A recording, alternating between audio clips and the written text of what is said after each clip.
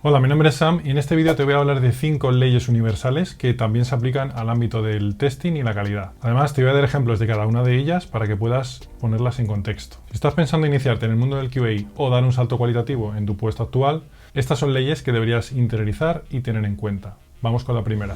Es una de las más conocidas y es la ley de Murphy. En esencia, si algo puede salir mal, va a salir mal. En el contexto del testing, esto básicamente es un recordatorio de que los problemas no solo pueden ocurrir, sino que además lo más probable es que vayan a ocurrir en el peor momento posible. Como seguramente ya sabéis, como QA, nuestro trabajo consiste en anticipar este tipo de problemas, de errores, antes de que lleguen a producción. Por ejemplo, imagínate que estás probando la autenticación de 2 pasos de una aplicación bancaria y cuando el usuario intenta acceder recibe un SMS. Durante las pruebas en un entorno controlado todo parece funcionar perfectamente, pero sin embargo decides hacer pruebas en un entorno real con una conexión inestable y descubres una serie de cosas. Puede pasar que el código de autenticación no llegue a tiempo o que cuando le llega al usuario haya llegado después de que haya expirado o, por ejemplo, a lo mejor no has tenido en cuenta que para usuarios internacionales los SMS no llegan correctamente. Entonces, estos son problemas que si no los manejas, si no los tienes en cuenta, si no los planificas, podrían llegar a producción y entonces ahí ya tienes un problema gordo. La ley de Murphy, entonces, por tanto, lo que nos enseña como QA es que debemos pensar siempre en los peores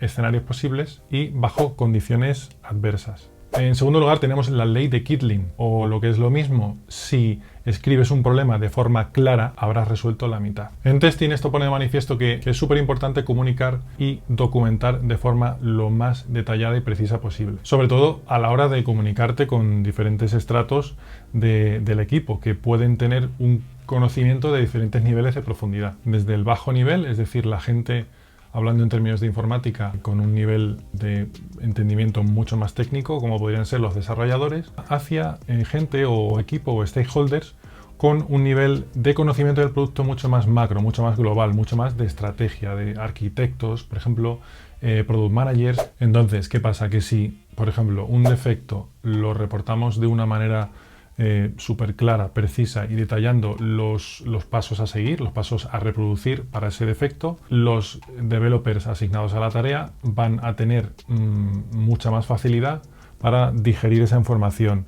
Van a requerir de mucho menos tiempo y esfuerzo para llegar a una resolución y entonces incluso van a hasta evitar llamarnos para aclarar dudas, porque eso es lo que queremos, ¿no? Queremos ahorrar tiempo para todos los equipos y que seamos mucho más eficientes. Mira, suponte que, por ejemplo, te encuentras un defecto en un comercio online, una tienda de comercio online, un e-commerce, ¿no?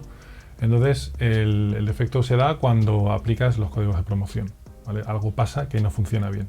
Entonces, una manera de reportar eso incorrecta sería el descuento a veces no funciona, ¿vale? Simplemente. Mientras que un buen informe aplicando la ley de Kittling, ¿no? Todo detallado y preciso, podríamos hacer un ejemplo similar a este, ¿no? Se me ocurre. Cuando un usuario añade códigos de promoción a la hora de hacer el pago, el sistema solamente aplica el último cupón en lugar de acumularlos todos. Esto ocurre, por ejemplo, en la versión 1.3.2 en dispositivos con Android que usan Chrome. ¿Vale? Esto sería mucho más completo, mucho más preciso y entonces el developer ya sabría exactamente qué sistemas tiene que utilizar, qué dispositivos tiene que utilizar y qué pasos a seguir tiene que dar. La tercera ley es la ley de Gilbert. Y lo que nos viene a decir es que cuando asumes una tarea, encontrar la mejor manera de lograr el resultado deseado es siempre tu responsabilidad. ¿Cómo se traduce esto al testing? Pues bueno, a ver, al final siempre ser QA es un compendio de situaciones y de buenas prácticas que pueden incluir, pues por ejemplo, mejorar los procesos desde el principio, usar herramientas más eficientes o incluso redefinir la estrategia de las pruebas, ¿no? Por ejemplo, imagínate que estás en un equipo donde la herramienta de gestión de defectos y de tareas y actividades para gestionar un sprint, al final todo el equipo hace demasiado trabajo en la propia herramienta, pero de manera incluso innecesaria. Notas entonces que esto deja mucho menos tiempo al equipo para enfocarse en tareas que tienen mucha más importancia o que tendrían un punto crítico más relevante. Lo que habría que hacer es, en lugar de seguir las instrucciones o el ciclo que ya hay previamente establecido en el grupo de trabajo o en ese equipo, pues lo suyo sería tomar la iniciativa, ¿no? Entonces, cosas que se podrían hacer en este caso, pues por ejemplo, en la siguiente daily, después de que te has dado cuenta de esto, puedes proponer un sistema de automatización de procesos. Por ejemplo, si se tiene un Kanban board, pues a lo mejor automatizar la manera en que las columnas pasan de un lado a otro, según el estado de los tickets, de las tarjetas, hacer filtros mucho más inteligentes en la manera de uso, hacer mucho más eficiente el proceso de gestión, que esto al final se traduce en comunicación, ¿no? Comunicación eficaz para todo el equipo entero. Si te lo aprueban, lo que puedes hacer es probar con algún tipo de automatización básica, por ejemplo, algún botón que lo que haga es mover todos los defectos que se han detectado en un release, en un sprint, y que los mueva automáticamente a archivar, ¿vale? Eso, si no lo tienes programado, al final en un sprint o en un release puede haber 200, 300, 500 tickets, ¿vale? Entonces, bueno, depende del equipo con el que trabajes, pero esto, si toca hacerlo manual, es bastante time consuming, ¿no? Después de hacer esta pequeña prueba, lo que puedes demostrar al resto del equipo es que os reduce el tiempo de estar manualmente moviendo y gestionando cosas durante un 20, un 30%, ¿vale? Entonces, gracias a esta iniciativa, lo que pasa es que al final el equipo se beneficia, ahorra tiempo y puede dedicarse a otras tareas mucho más creativas, mucho más importantes, mucho más críticas y, en general, mejora la eficiencia global. La cuarta ley es una de mis favoritas, es la ley de Wilson. Lo que viene a decir es que si priorizas el conocimiento y la inteligencia, el dinero llegará solo. En el contexto del testing, y ahora mucho más actualmente lo estamos viendo, ¿no? Que todo avanza súper rápido, que la tecnología y en el software sobre todo evoluciona a pasos agigantados, y al final los mejores profesionales son aquellos que consiguen reciclarse día tras día, aprender, mantenerse en un aprendizaje continuo, activo y proactivo también, ¿no? Así que hay cosas como invertir en nuevas habilidades, aprender herramientas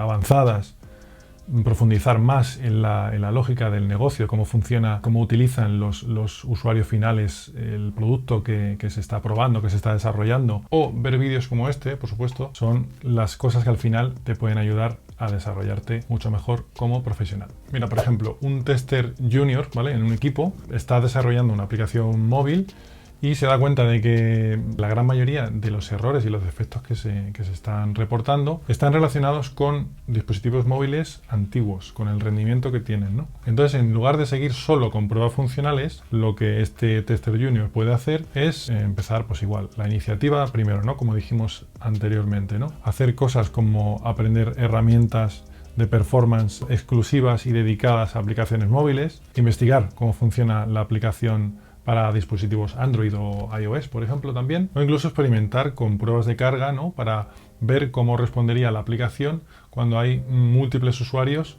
usándola a la vez. Y eventualmente lo más probable es que consiga una promoción interna de QA Performance Specialist, y esto al final lo que viene es con una consiguiente mejora de salario. La ley 5 es la ley de Pareto, es decir, que el 80% de las consecuencias provienen normalmente del 20% de las causas. Y esto en testing se traduce como que normalmente, como veíamos en el ejemplo anterior del tester junior, la mayor parte de los defectos suelen venir de un pequeño porcentaje de módulos o de funciones concretas. Aquí la clave sería identificar estos puntos críticos para tener un mejor enfoque en la prioridad incluso de las pruebas que se van a ejecutar. Por ejemplo, si formas parte de un equipo que desarrolla una aplicación de pagos online, a lo mejor te das cuenta de que 100 reportes o 100 defectos vienen del módulo de la pasarela de pago o de las integraciones con otros tipos de plataformas de pago que cada usuario tiene, etc, etc, ¿no? Otras áreas a lo mejor, como el registro de usuarios o cosas por el estilo, pues bueno, pueden tener algún tipo de defecto, pero no es lo común, ¿no? La mayoría viene por el otro lado. Entonces, en este caso, lo inteligente sería cambiar completamente la estrategia y a lo mejor dedicarle el 60% del tiempo a este módulo, ¿no? Haríamos pruebas mucho más duras para que este tipo de defectos que ya nos han aparecido previamente, pues hagamos lo posible por no llevarlos a producción. Como resultado se detectan los fallos antes y obviamente se reducen el número de reportes críticos de usuarios.